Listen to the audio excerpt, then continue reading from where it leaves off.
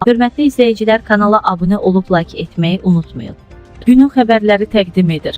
Ramiz Mehdiyev Qarabağda əldə etmiş qalibiyyət və dövlət rəhbərinin apardığı siyasətə münasibət bildirib. Ramiz Mehdiyev Manset azın suallarını cavablandırarkən jurnalistin ona cənab prezident böyük uğurlar əldə etdi və bütün Qarabağ işğaldan azad edildi sualına onunla bağlı mənə sual verməyinə deyə bildirib. Daha sonra jurnalistin növbəti dəfə təkidlə yəqin ki, bunu böyük uğur kimi qiymətləndirirsiniz, sualına isə yenə də deyirəm, o barədə sual verməyinə deyərək cavab verib.